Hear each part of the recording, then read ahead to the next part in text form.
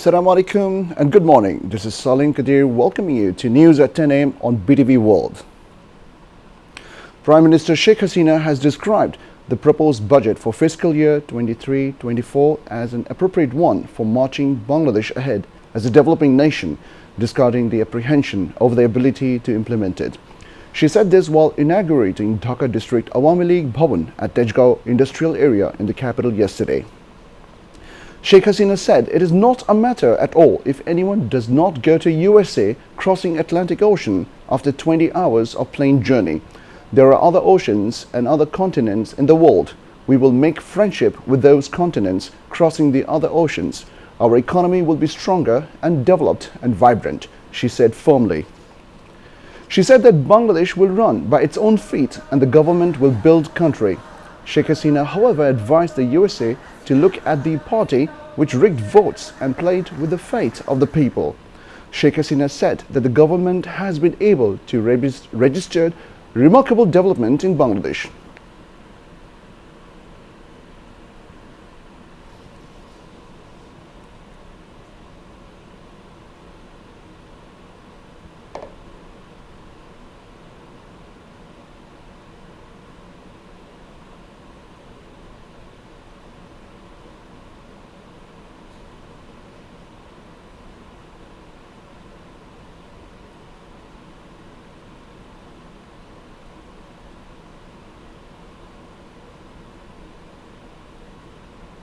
Budget আমরা দিয়েছি, budget বাস্তবায়ন করতে পারবো বলেই কিন্তু আমরা দিয়েছি। আমাদের অনেক জ্ঞানী গুণী আমরা দেখি মানে টক শো ফাটায় ফেলছেন, যেটা নাকি আমরা বাস্তবায়ন করতেই পারবো না। তো আপনারা একটা কাজ করেন, প্রতিবার বাজেটের আগে এরা যে কথা বলেছে সেই কথাই কিন্তু বলে বেড়াচ্ছে, তারা কিন্তু ওই একই কথা বলে বেড়াচ্ছে। আর আমরা আমাদের কাজ করে ঠিকই মানুষের উন্নয়ন করে যাচ্ছি, জীবন মানের উন্নয়ন করে দিতে পারছি। একটা স্থিতিশীল গণতান্ত্রিক পরিবেশ বাংলাদেশে বিরাজমান আছে বলেই কিন্তু এই অর্থনৈতিক উন্নয়নটা সম্ভব হয়েছে। এই স্থিতিশীলতা না থাকলে, আওয়ামী লীগ ক্ষমতায় না থাকলে এদেশের কোনো উন্নতি হতো না। এটা হলো বাস্তবতা। আজকে আমরা উন্নয়নশীল দেশের মর্যাদা পেয়েছি। এই উন্নয়নশীল দেশ হিসেবে দেশকে এগিয়ে নিয়ে যাবার উপযুক্ত বাজেট আমরা ঘোষণা করেছি এবং এই বাজেট ইনশাআল্লাহ আমরাই বাস্তবায়ন করতে পারবো, কারণ দেশবাসী আমাদের সাথে আছে। আমরা নিজের পায়ে চলব, নিজের দেশকে আমরা গড়ে তুলব, কারো মুখাপেক্ষি হয়ে না। কে আমাদের ভিসা দেবে না, কে আমাদের স্যাংশন দেবে, ও নিয়ে মাথা ব্যথা করে কোনো লাভ নাই। 20 ঘন্টা প্লেনে জার্নি করে আটলান্টিক পার হয়ে ওই আমেরিকায় না গেলে কিচ্ছু আসা যায় না। পৃথিবীতে আরও অনেক মহাসাগর আছে, অনেক মহাদেশ আছে। সেই মহাদেশের সাথে মহাসাগরেই আমরা যাতায়াত করব আর বন্ধুত্ব করব। আমাদের অর্থনীতি আরও মজবুত হবে, উন্নত হবে, আরও চাঙ্গা হবে। ভোট যারা চুরি করে, ভোট নিয়ে যারা চিরদিন খেলছে, জনগণের ভাগ্য নিয়ে যারা খেলছে, আমি তাদের বলবো যে ওই সন্ত্রাসী দলের দিকে নজর দেন।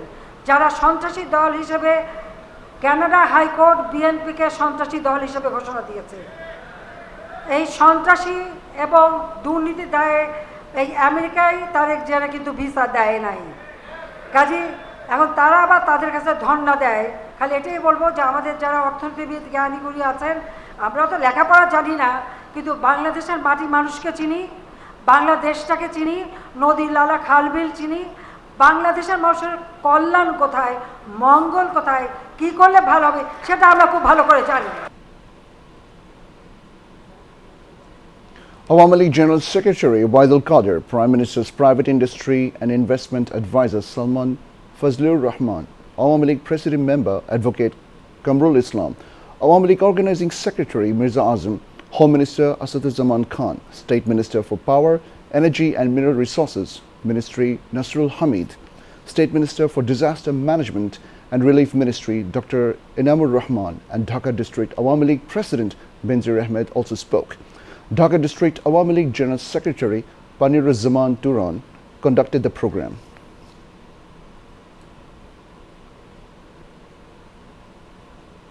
People found guilty over a deadly rail accident in eastern India will be punished stringently. The country's Prime Minister Narendra Modi has said At least 288 people were killed and more than 800 injured in Friday's incident in Odisha state, involving 2 passenger trains and a goods train. Rescue efforts have concluded, with officials saying all trapped and injured passengers have been retrieved. Mr. Modi has visited the scene, labeling the incident a painful one. He also met victims of the disaster in hospital and vowed that his government would leave no stone unturned for the treatment of those injured. It is still not clear what caused the multi-train collision in Balashore district, which has been described as India's worst rail accident this century. A full investigation has been launched, but a preliminary report indicates that the accident was the result of a signal failure, said K.S. Anand, Chief Public Relations Officer of the Southeastern Railway. Some 2,000 passengers are thought to have been on board the 2 passenger trains involved. The Coromandel Express was supposed to travel on the main line, but a signal was given for the loop line instead, but the train rammed into the goods train already parked over there, Mr. Anand said. The coaches then fell onto the tracks on either side, also derailing the Howrah Superfast Express, he said. Recep Tayyip Erdogan has taken the oath of office as Turkish president for 3rd term. Following the swearing-in ceremony at the parliament yesterday, Erdogan visited the mausoleum of Mustafa Kemal Atatürk, the founder of Turkish Republic. Later, an inauguration ceremony was held at the presidential complex.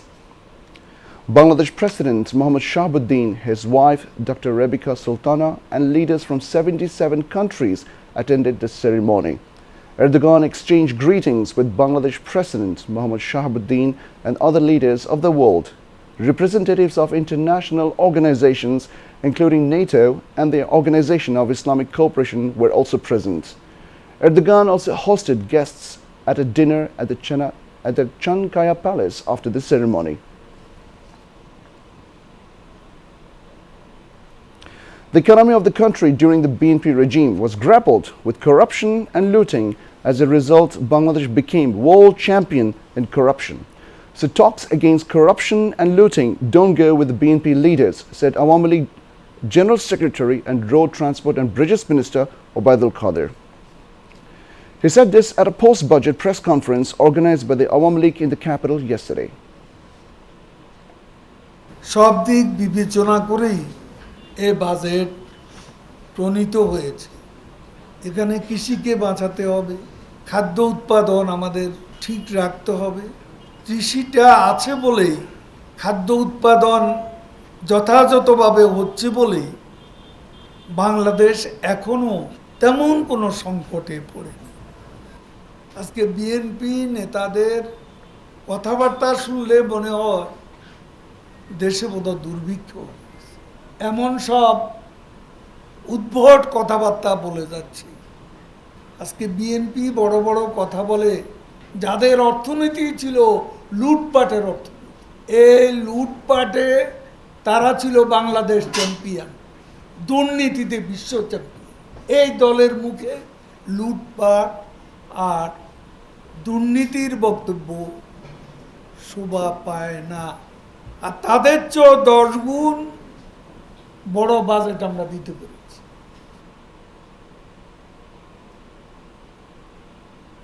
The Road Transport and Bridges Minister says the government prepared the budget taking all aspects into consideration. He says the government is not in discomfort over the reserves and foreign loans remain balanced with the economy. Plus পয়েন্টে এসেছি, এটা নিয়ে আমাদের অস্বস্তির কোনো কারণ নেই। পাকিস্তান আর Sri Lanka reserve এখন তলানিতে, পৃথিবীর অনেক দেশে অবস্থা খারাপ। বর্তমান বাজেট ঘাটতি পূরণের জন্য জিডিপির মাত্র 2% ঋণ বিদেশি উৎস থেকে গ্রহণ করা। এ পর্যন্ত বাংলাদেশ সরকারের অভ্যন্তরীণ বৈদেশিক ঋণ দীর্ঘকাল ধরে জিডিপির 40% মধ্যে রয়েছে, যা ভারতে 92%, পাকিস্তানে 69%, আমেরিকা 123%। সরকারের ঋণ দেশের অর্থনীতির আকারের সঙ্গে সামঞ্জস্য। Obaidul Qadir goes on to say the BNP considers the Awami League an enemy instead of an opponent. It is openly in malice with Sheikh Hasina. সরকার হবে প্রতিপক্ষ, আমরা প্রতিপক্ষ ভাবলেও তারা ভাবে শত্রু। এই শত্রুতার পরিবেশে বিরোধী দলের কাছে বাজেটের প্রশংসা ভালো দিক একটাও খুঁজে পাওয়া যাবে না। Later, the Awami League General Secretary expressed condolence at the deaths in the train accident in India's Odisha. Member of Parliament for Chattogram 10 constituency and former Minister of Valiant Freedom Fighter Dr. Afzarul Amin has been drenched with love and respects. His first Namazi Janaza was held in front of the Awami League office at Bangabandhu Avenue in the capital yesterday. Cabinet ministers, members of parliament, central leaders of the Awami League as well as people from different walks of life took part in it. Later, military secretaries of President Mohammad Shahabuddin and Prime Minister Sheikh Hasina on their behalf paid homage to the coffin of Dr. Afzarul Amin. Homage was also paid on behalf of Speaker Dr. Shirin Sharmin Chaudhary, Deputy Speaker Shamsul Haq Tuku, the Chief Whip and Whips paid tribute to the noted politician Dr. Afzarul Amin. Afterwards, Awami League General Secretary Obaidul Qadir, along with the senior leaders of the party, paid tributes to Chattogram Metropolitan Awami League Vice President Dr. Afzarul Amin. At the time, the Awami League General Secretary covered the body of Afzarul Amin with the national and party flags. Awami League President members Engineer Musharraf Hussain and Dr. Mustafa Jalal Mohiuddin, Joint General Secretary Dr. Hassan Mahmood, Organizing Secretary Mirza Azam and Office Secretary Barrister Biplab Barua, among others, were present.